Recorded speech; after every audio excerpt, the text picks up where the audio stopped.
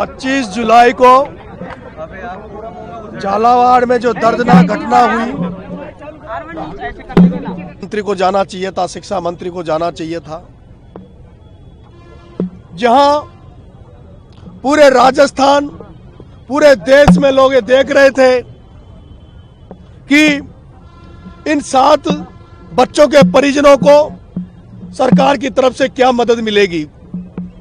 लेकिन मैं जब उन बच्चों को मुआवजे की मांग को लेकर जब झालावाड़ गया तो मेरे पे वहां के हॉस्पिटल के डीन द्वारा झूठा मुकदमा दर्ज करवाया गया और मुझे 40 दिन जेल डाल दिया गया।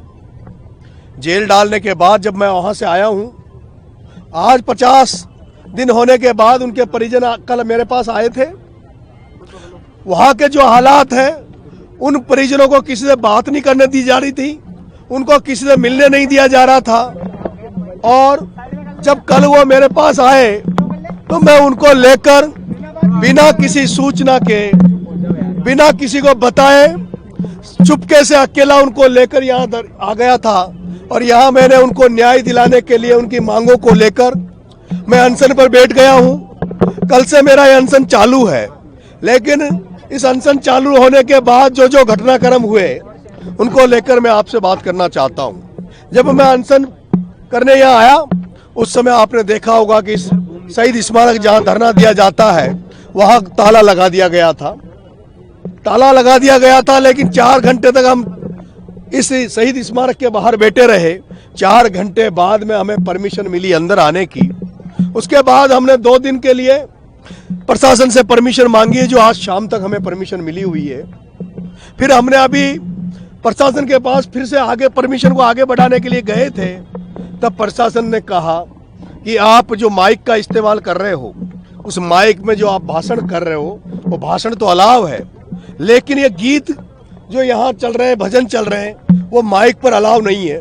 मैं आप मीडिया के साथियों से कहना चाहता हूँ, आज जिस तरह के राजस्थान में अलग अलग क्षेत्र में हमारी जो संस्कृति है, जो संस्कृति के माध्यम से गाँव में जो लोक कलाकार हैं वो अपनी गीत के माध्यम से अपनी बातों को सरकारों तक पहुँचाते हैं। वो एज ए कवि की तरह वो काम करते हैं। जिस तरह से भाषण देकर हम लोगों को जगाते हैं, भाषण देकर अपनी बात रखते हैं, उसी तरह से जो आज यहाँ दिन भर से कल राम को भी आपने देखा होगा, आप सब लोग जानते हैं, वो लोग जो नेता, अच्छे लोग, अच्छे वक्ता जो अपनी बात भाषण के माध्यम से नहीं कह पाते, वो कवि, ये लोक कवि जो हमारी संस्कृति के माध्यम से, गीत के माध्यम से अपनी बात रख रहे हैं। मैं कहना चाहता हूँ प्रशासन से, माइक तो चलेगा, भाषण के लिए भी चलेगा, और वो जो यहाँ पर गीत के माध्यम से तार्किक तरीके से जो भ्रष्ट सिस्टम हो गया, जो राजनीति का जो गंदा चेहरा हो गया, जो इन बच्चों को न्याय दिलाने के लिए अपने गीतों के माध्यम से जो आवाज उठा रहे हैं, उनका भी चलेगा। आप हमें परमिशन दें, आगे बढ़ाएं कि नहीं बढ़ाएं। अब नरेश आमरण अनशन पर बैठा है। नरेश के पास 3 रास्ते हैं, या तो नरेश इस अनशन पर बैठकर हॉस्पिटलाइज हो जाए और मृत्यु को ग्रसित नरेश मीणा हो जाए, या नरेश मीणा को आप जैसे पहले फर्जी मुकदमे लगाकर जेल की सलाखों के पीछे डाला, उसी तरह आप या तो नरेश मीणा को जेल में डाल दो, या फिर नरेश मीणा की जो मांगे हैं उन मांगों को पूरा करो। आपने देखा होगा रात को 1:30 बजे मुख्यमंत्री जी ने कुछ घोषणाएं करी है। हमने तो अभी यही नहीं कहा था कि हमारी मांगे क्या है। कल से प्रशासन मांग रहा था कि आप ज्ञापन दे दो, मैंने ज्ञापन नहीं दिया, क्योंकि जो भी बात करेंगे स्तर पर करेंगे, आमने सामने बैठकर बात करेंगे, ज्ञापन के माध्यम से बात नहीं करेंगे। मैंने रात को माननीय मुख्यमंत्री जी ने 1:30 बजे के लगभग कुछ घोषणाएं करी है। मैं धन्यवाद दूंगा, मुख्यमंत्री जी का आभार व्यक्त करूंगा कि उन्होंने बिना मांगे, बिना कुछ किए भी कुछ घोषणाएं करी है। लेकिन बहुत सारे ऐसे मुद्दे हैं इन बच्चों को न्याय को लेकर, क्योंकि माननीय मुख्यमंत्री जी ने, आप जब समझौता का मामला था, मैं जेल में था, तब जो वार्तालाप हुई थी, जो समझौता हुआ था, जब मेरे पिताजी उनसे मिलने गए थे, तब भी उन्होंने बहुत सारे वादे मेरे पिताजी से किए थे, लेकिन वह आज भी वादे अधूरे हैं, वो आज भी वादे पूरे नहीं हुए हैं।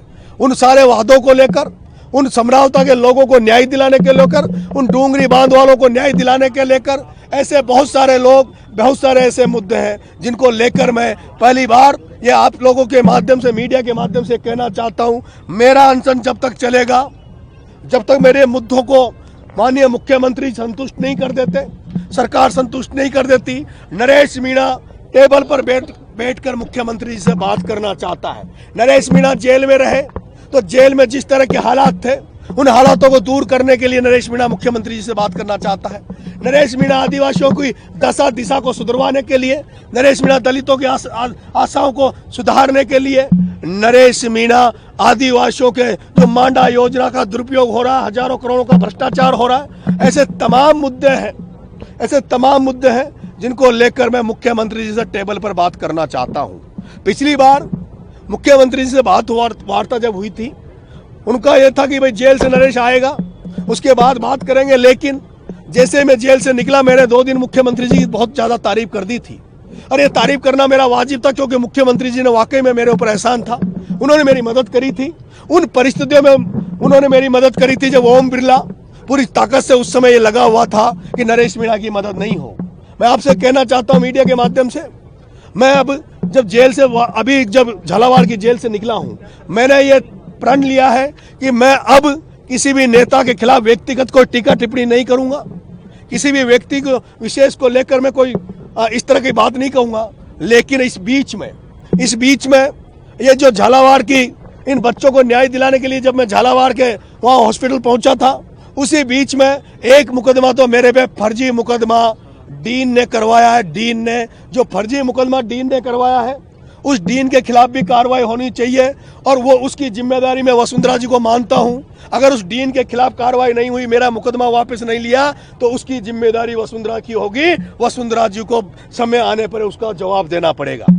इसी बीच में 2 मुकदमे जब मुझे जेल में डाल दिया गया था, उसी समय ओम बिरला जी के क्षेत्र कोटा संभाग में, कोटा लोकसभा के अंदर एक बपाव नाम की जगह है जहां पर कुछ बच्चों ने धरना दिया था, कुछ बच्चे टंकी पे चढ़ गए थे। इन्हीं लोगों को न्याय दिलवाने के लिए, इन बच्चों को न्याय दिलवाने के लिए उन 27 लोगों को जो मुकदमा जो लगा है वो ओम बिरला के क्षेत्र में लगा है। मैं ओम बिरला जी से मांग करता हूं, आपके एरिया में जो लोकसभा क्षेत्र में जो मुकदमे लगे उनकी जिम्मेदारी आपकी बनती है। अगर आपके क्षेत्र में लगे तो उनका मुकदमा वापस किए जाए, उसकी जिम्मेदारी मैं आपकी समझता हूं ओम बिरला जी।